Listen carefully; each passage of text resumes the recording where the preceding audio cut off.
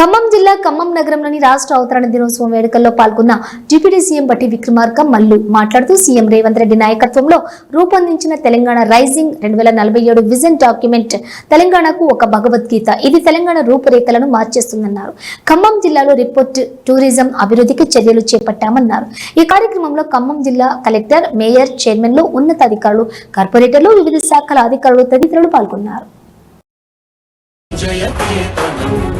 ముకోటి గొంతుకలు ఒక్కటైన చేతనం తరతరాల చరితగల తల్లి నీరాజనం పదపదాన నీ పిల్లలు ప్రణమిల్లిన శుభ తరుణం. జై తెలంగాణ, జై జై తెలంగాణ, జై తెలంగాణ, జై జై తెలంగాణ.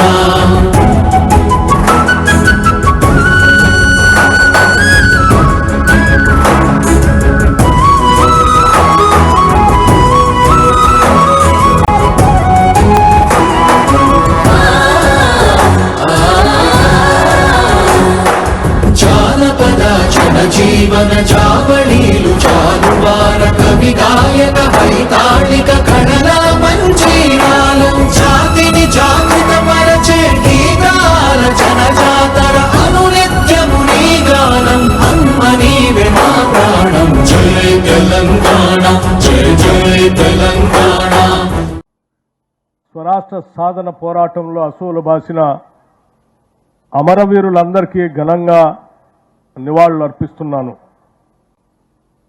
ప్రత్యేకంగా స్వరాష్ట్ర సాధన కోసం ప్రాణాలు అర్పించి అమరులైన ఖమ్మం ముద్దుబిడ్డలు జర్పుల సురేష్, యనమందల వేణుగోపాల్, వెంపటి రామకృష్ణ, రావు సుధాకర్ రెడ్డి, మీన వేణు, కళాప్రకాష్, కుమార్ జైన్, అన్నాబత్తుల రవీంద్రనాథ్, ఎస్కే మెహమూద్ పాషాలకు జోహార్లు అర్పిస్తున్నాను.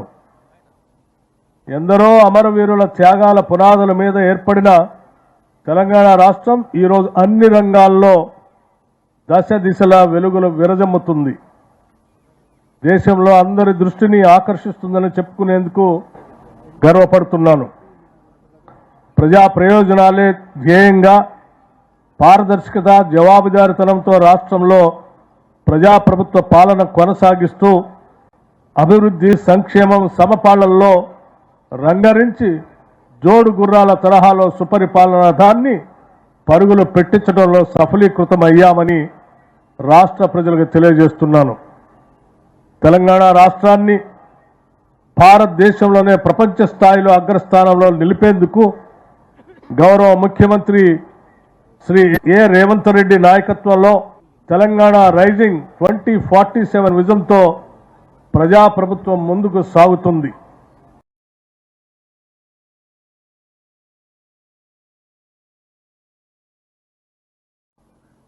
స్వరాష్ట్ర సాధన పోరాటంలో